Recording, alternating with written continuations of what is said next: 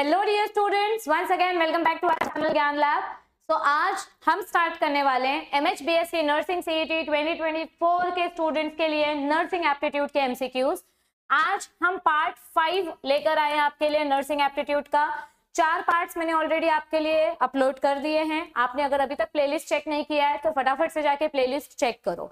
Nursing aptitude के questions ज्यादा करके आपके बायोलॉजी सिलेबस से ही आते हैं और कुछ कुछ क्वेश्चंस ऐसे होते हैं कि जो स्कीम्स के ऊपर डिपेंडेंट होते हैं, अलग अलग योजना के ऊपर डिपेंडेंट होते हैं, अलग अलग प्रिवेंशन एक्ट्स के ऊपर डिपेंडेंट होते हैं। तो आपको जो ईयर वाला पार्ट है आपकी टेक्स्ट बुक में से वो ज्यादा अच्छे तरीके से रिवाइज करके जाना है। थोड़ा बहुत न्यूज़पेपर रीड करो, मेडिकल हेल्थ से रिलेटेड न्यूज वगैरह आप रीड करके जा सकते हो, बस उसके अलावा कोई स्पेसिफिक बुक नहीं है जिससे आप प्रिपेयर कर सको। अगर आपने अभी तक हमारा ऐप इंस्टॉल नहीं किया है तो आपको सैंपल पेपर नहीं मिलेगा। हमारा ऐप इंस्टॉल करो, लॉगिन करने के बाद यहाँ पे जो 3 लाइंस आती हैं उस पे जब आप क्लिक करोगे तो जो फ्री मटेरियल वाला ऑप्शन होता है उस फ्री मटेरियल वाले ऑप्शन में हमने 100 क्वेश्चंस अपलोड किए हैं जिसमें आपको सैंपल पेपर दिया गया है, जिससे पता चलेगा कि कैसे टाइप के क्वेश्चंस आपके एग्जाम में पूछे जाते हैं। Let's start with our today's session. ये रहा हमारा आज का नर्सिंग एप्टीट्यूड का पहला question. Which one of the following is the issue in nursing profession? Nursing profession में ज्यादा करके कौन सा इशू देखा जाता है? Absence of data, strict requirement for educational institutes, industrial area, lack of multidisciplinary syllabus, everything। ये सारी की सारी चीजों के ऊपर ज्यादा फोकस देना ये हमारी प्रायोरिटी है इन नर्सिंग इंस्टीट्यूशंस। ठीक है, next question, question number 2। Dash care for patients who have suffered trauma, injury और severe medical conditions and require immediate care. तो ऐसा कौन सा रूम है या ऐसा कौन सा यूनिट है जहां पे तुरंत के तुरंत पेशेंट को अटेंशन दिया जाता है? It is emergency room nurses, जहां पे तुरंत के तुरंत आपका पेशेंट जो भी जिसका इंजरी हुआ है, एक्सीडेंट हुआ है, ट्रॉमा हुआ है, उसको तुरंत एडमिट किया जाता है और अटेंड किया जाता है। ठीक है, next question number 3। Which one of the following is related to the medical department? Orthopaedics, nuclear medicine, cardiology, all of the above. ये सारे के सारे आपके मेडिकल के ब्रांचेस है। देखो नीचे ये जो एक्सप्लेनेशन आता है, ये एक्सप्लेनेशन को आप स्टॉप करके रीड करो। वीडियो को स्टॉप करके आप जब ये एक्सप्लेनेशन एक बार रीड करते हो, एकदा तुम्ही हे वाचलात तर तुमच्या डोक्यात कुठे ना कुठे कॉन्शियस माइंड मध्ये हे सगळ्या गोष्टी स्टोर होत असतात आणि जर एग्जाम मध्ये अशा प्रकारचे प्रश्न विचारले तर at least you will be able to attempt those questions. तो इनको इग्नोर मत करो। जब भी ये सोल्यूशन वीडियो आपको दिखाई देता है, नीचे सोल्यूशन आता है, भले ही मैं इसको पूरा डिस्कस नहीं करती हूँ क्योंकि अननेसेसरी वीडियो लंबा हो जाएगा, पण तुमच्याकडे व्हिडिओ पॉज करून ते वाचायचं ऑप्शन आहे, तर तुम्ही ते टाइम मध्ये घाई करू नका।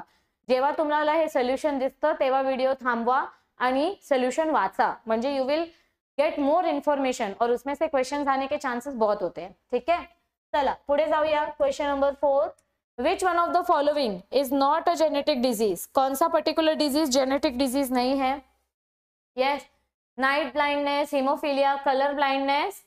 Night blindness is not a genetic disease. ये विटामिन ए की डेफिशिएंसी की वजह से होता है। जब आपके रॉड सेल्स प्रॉपर तरीके से फॉर्म नहीं होते हैं तो स्कोटॉपिक विजन आपका कॉम्प्रोमाइज हो जाता है। Next question, question number 5। When was national family health and welfare programme started in India? तो नेशनल फैमिली हेल्थ और वेलफेयर प्रोग्राम कब इंडिया में स्टार्ट हुआ था? Yes everybody, it was started in 1952। India का पॉपुलेशन बहुत तेजी से बढ़ रहा था स्टार्टिंग से ही, तो इट वाज वेरी इंपॉर्टेंट कि हम लोगों को पॉपुलेशन कंट्रोल और पॉवर्टी को कम करने की क्या क्या स्टेप्स जरूरी है वो सारी चीजों के लेकर काउंसलिंग दे। ठीक है, तो इंडिया ने अपना पहला नेशनल प्रोग्राम लॉन्च किया था जो कि बर्थ रेट को रिड्यूस करने के लिए बहुत इंपॉर्टेंट था, क्योंकि भाई जिस तेजी से पॉपुलेशन बढ़ रहा था वैसा ही झलक अपने को फिर से लॉकडाउन में देखने को मिला। लॉकडाउन में भी इंडिया ने पूरा सब रिकॉर्ड ब्रेक कर दिया पॉपुलेशन का। तो ऐसा नहीं होना चाहिए। जितना पॉपुलेशन बढ़ेगा उतना कंपटीशन बढ़ेगा, उतना ज्यादा अनएम्प्लॉयमेंट बढ़ेगा। ठीक है, next question, question number 6। Occurrence in the community of a number of cases of disease that is unusually large और अनएक्सपेक्टेड। अचानक से जब कोई बीमारी ज्यादा अमाउंट में फैल जाती है तो ऐसी बीमारी को हम क्या बोलते हैं? एपिडेमिक। अगर ये एक पर्टिकुलर एरिया में फैली है, अगर ये पूरे वर्ल्ड में स्प्रेड होगी जैसे कोरोना, तो उसको हम बोलते हैं पैंडेमिक। पैन मतलब क्या होता है? All over the world, all over the globe. ठीक है, ओके, ये थियोरी रीड करो, आपको समझ में आएगा। Question number 7। The purpose is to limit the incidence of disease by controlling causes and risk factors. कौन से पर्टिकुलर पर्पस से आप डिजीज स्प्रेड होने से बचा सकते हो? Primary prevention. प्राइमरी प्रिवेंशन का गोल क्या होता है कि प्रॉब्लम होने से पहले ही आप उसको प्रिवेंट कर लो। वो बोलते हैं ना कि prevention is better than cure, मतलब कोई प्रॉब्लम हो फिर उसका सोल्यूशन ढूंढना पड़े, इससे अच्छा है प्रॉब्लम होने से पहले ही आप उसका प्रिवेंशन कर लो, तो वो प्रॉब्लम ही नहीं होगी। ठीक है, moving on to next question, question number 8। Which programme was launched to prevent and control major non communicable disease in 2010? कौन सा प्रोग्राम लॉन्च किया गया था 2010 में? National programme for prevention and control of cancer, diabetes, cardiovascular disease and stroke. Stroke और heart attack अलग है। Stroke कब आता है? जब आपके ब्रेन को ब्लड सप्लाई कम पहुंचता है, और हार्ट अटैक कब आता है? जब आपके हार्ट के पास ब्लड सप्लाई कम हो जाता है। दोनों में डिफरेंस है। Next question, question number 9। Which one of the following is an objective of national iodine deficiency disorders control programme? Yes, अच्छा इधर सोल्यूशन तुमको पहले ही दिख गया है। In August 1992 national goitre control programme was renamed as national iodine deficiency disorder. इस particular programme के क्या क्या ऑब्जेक्टिव्स है, क्या क्या मेन पॉइंट्स हैं? Survey to access the magnitude of iodine deficiency. देखो, अगर आयोडीन की कमी होगी तो थायराइड हार्मोन प्रोड्यूस नहीं होता है।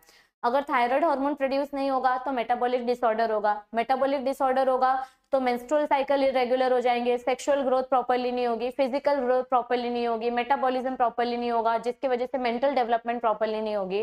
तो all these factors influence your this particular programme. ठीक है, moving on to next question, question number 10।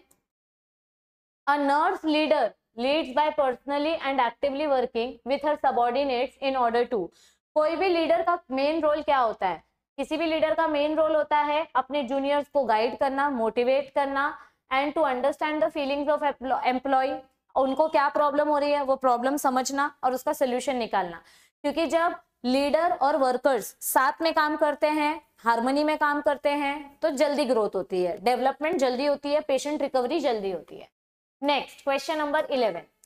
Comprehensive individualized care provided by the same nurse throughout the period of care refers to।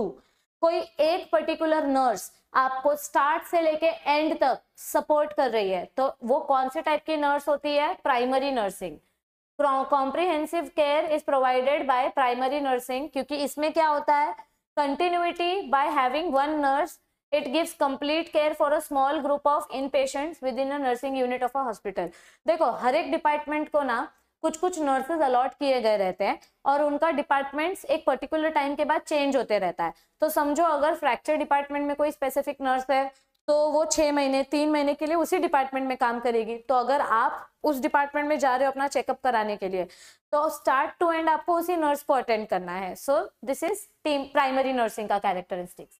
Next question, question number 12. The nurse in charge is caring for a patient who is in the first stage of labor। कोई pregnant women है जो बच्चा deliver करने जा रही है और उसका लेबर पेन चालू हो गया। What is the shortest but most difficult part of this stage? सबसे डिफिकल्ट पार्ट कौन सा होता है? पार्चुरेशन का, मतलब चाइल्ड डिलीवरी का। Transitional phase. What is transitional phase? जब फीमेल को लेबर पेन स्टार्ट होता है तो वो जो स्टार्टिंग का टाइम होता है, starting 1 to 3 hours, it is the shortest but most difficult part of stage. इस फेज में क्या होता है? बहुत ज्यादा यूटेरस कॉन्ट्रैक्ट होता है और हर 1 से 2 मिनट में ये स्टार्ट होता है and it last up to 45 to 90 seconds. मतलब फीमेल इतना ज्यादा पेन एक्सपीरियंस करती है और इतनी ज्यादा मूडी हो जाती है, इतनी चिड़चिड़ापन करती है जो फीमेल पेशेंट होती है, कि नर्स को वो सब झेलना पड़ता है। So that period is the most difficult and most crucial period. ठीक है, नेक्स्ट आगे बढ़ते हैं। Question number 13। An NDC national drug code number is. What is national drug code number? ये मुझे भी नहीं पता था। The national drug code number is an 11-digit number and is unique to it each drug product। देखो, जब भी कोई ड्रग डिजाइन होता है और उसका ऑथेंटिकेशन चेक किया जाता है कि ये कितना ओरिजिनल है, इसके कंपोनेंट्स का सेफ्टी लेवल क्या है, तो आपका जो ड्रग डिपार्टमेंट होता है, नेशनल ड्रग कोड, और जो FDA होता है, ये लोग प्रॉपरली हर एक मेडिसिन को एक कोडवर्ड देते हैं। ये कोडवर्ड और ये जो कंपोनेंट्स है यही फॉलो किए जाने चाहिए आगे के मास प्रोडक्शन के लिए। अगर FDA द्वारा वो अप्रूव नहीं होगा तो वो ड्रग आगे एलिजिबल नहीं होता है, मतलब you can not market it, आप उसको बेच नहीं सकते। पतंजलि वाले प्रोडक्ट्स के ऊपर भी बहुत ज्यादा ये चल रहा था, मतलब कंट्रोवर्सी चल रहा था कि उन्होंने बिना अप्रूवल के अपने मेडिसिन मार्केट में लॉन्च किए, उससे बहुत प्रॉफिट कमाया, जिसके लेकिन साइड इफेक्ट्स भी बहुत देखने को मिले। ऐसे आए दिन बहुत सारी कंट्रोवर्सीज होती रहती है, तो इन सारी चीजों के बारे में भी आपको इन्फॉर्मेशन होनी चाहिए कि क्या सच है क्या झूठ है, ठीक है। Next question number 14, when caring for a student who is suffering from heat cramps, तो आपको क्या क्या चीजें ध्यान रखनी होती है। समझो किसी पर्टिकुलर पेशेंट को हीट क्रैम्प्स हो रहे हैं, the student who is suffering from heat cramps gives him cool water और sports drink. Heat cramps usually go away on their own, but you can try one of these home remedies, यानी कि rest in a cool place and drink a sports drink which has electrolytes and salt, और drink cool water. देखो ये ना मुझे होता है usually जब मेरा ब्लड प्रेशर वगैरह थोड़ा ड्रॉप हो जाता है, या फिर बहुत ज्यादा धूप में ट्रैवल कर लेते हैं, ट्रैकिंग वगैरह जब करते हैं, तो ऐसे एकदम से ऐसे पूरी बॉडी एकदम गर्म हो जाती है और इतना ज्यादा पसीना आने लग जाता है, इतनी ज्यादा रेस्टलेसनेस हो जाती है कि, और पैर बहुत ज्यादा जलने लग जाते हैं, ठीक है, ऐसे लगता है पैर में से आग निकल रही है, इट बर्न्स सो बैडली। तो उस टाइम पे कुछ ठंडा पीने का या नारियल पानी वगैरह पियोगे जिसमें ज्यादा इलेक्ट्रोलाइट है, तो आपकी बॉडी का ऑस्मो रेगुलेशन बैलेंस हो जाता है, ठीक है। Okay, next question, question number 15, mould, yeast and fungi are examples of. Mould, yeast and fungi, all these are examples of biological hazard। सब biological organisms है ना, मोल्ड फंगस एक ही कैटेगरी में आते हैं। बायोलॉजिकल हजार्ड में और क्या क्या आता है, बायोलॉजिकल हजार्ड मतलब जिसको आप बायो वॉर के लिए यूज करते हो, जैसे कोविड वायरस, तो it includes bacteria, viruses, molds, yeast, parasite which can cause infections to humans, okay, by skin और to other parts of the body. Next question, question number 16, what is the cause of angina. Angina pectoris, heart में pain होता है, तो वो actually किस वजह से होता है, जब आपके हार्ट मसल्स के पास सफिशिएंट ब्लड नहीं पहुंच पाता है, insufficient blood reaching the heart muscles causes angina pectoris, यानी कि पेन इन योर चेस्ट, ठीक है, चेन इन योर पेस्ट बोलने जा रही थी मैं, वो slip of tongue. So angina is usually caused by arteries supplying blood to heart muscles. It becomes narrow due to cholesterol deposition, जिसके वजह से आपके हार्ट तक ब्लड कम पहुंचता है। जब आपका आर्टरीज कड़क हो जाता है, उसके ऊपर फैट वगैरह डिपॉजिट हो जाता है, तो that is called as atherosclerosis. Okay, question number 17, the given symbol represents the service related to dash in the hospitals. अच्छा, आंसर इधर पे दिया हुआ है, ये सिंबल क्या रिप्रेजेंट कर रहा है, इट रिप्रेजेंट्स अनेस्थेशिया सिचुएशन।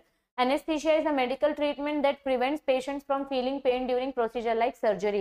कभी भी जब चाइल्ड डिलीवरी देने जाते हो, या जब आपका सिजेरियन होता है, या जब सर्जरी होती है, तो आपको एनेस्थीसिया दिया जाता है, यानी आपके उस पर्टिकुलर ऑर्गन को सुन्न किया जाता है, आपको थोड़ा सा अनकॉन्शियस बनाया जाता है, बेहोश किया जाता है, ताकि आप सर्जरी देख के खुद का खुद ब्लड प्रेशर ना बढ़ा लो। बहुत ज्यादा लोग क्या करते हैं, अगर आपने एनेस्थीसिया नहीं लिया तो फिर आपको बहुत पेन फील होगा, और फिर आपको सर्जरी कंप्लीट होने तक सरवाइव नहीं कर पाओगे, आपका ब्लड प्रेशर बहुत बढ़ जाएगा, जिसकी वजह से ब्लड फ्लो बढ़ जाएगा और सर्जरी में डिस्टर्बेंस होगी, ठीक है।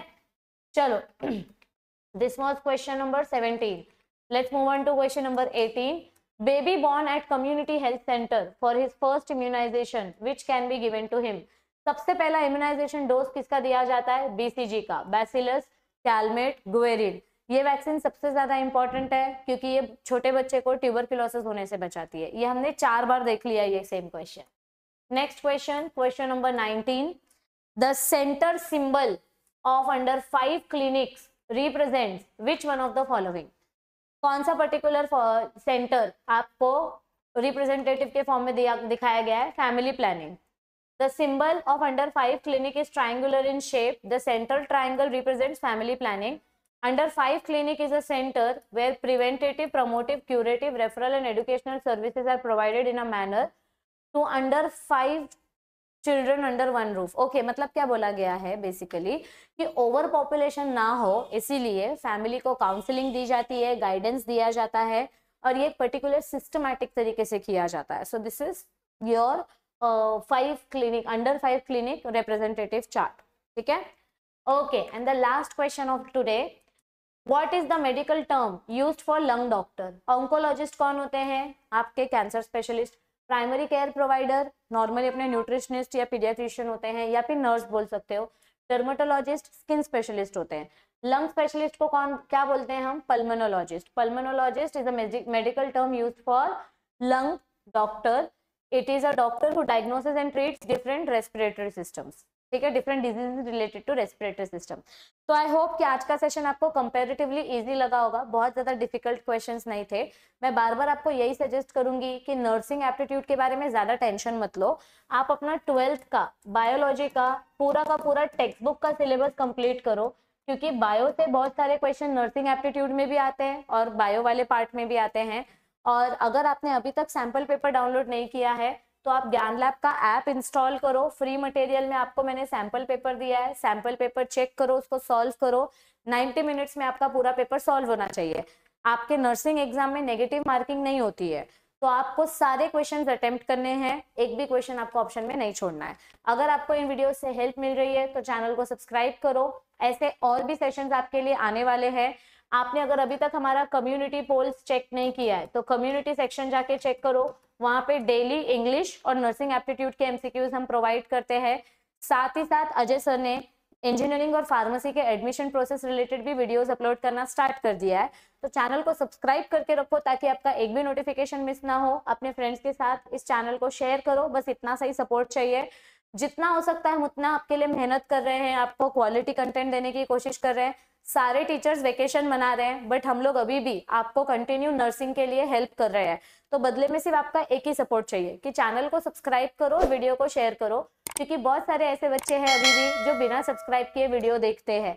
तो ऐसा मत करो, थोड़ा हमको भी मोटिवेशन मिलने दो कि हाँ सब्सक्राइबर्स बढ़ रहे हैं, मतलब हमारी हेल्प आप तक पहुंच रही है. तो बस इतना सा ही हेल्प चाहिए. चैनल को सब्सक्राइब करके वीडियो को शेयर करो और अपने फ्रेंड्स को भी बोलो कि वो भी चैनल को सब्सक्राइब करे. और अगर वीडियोस अच्छी लगती है तो वीडियो को लाइक कर दो. I will see you very soon. Till then keep studying, take care of your health. See you soon. Bye bye.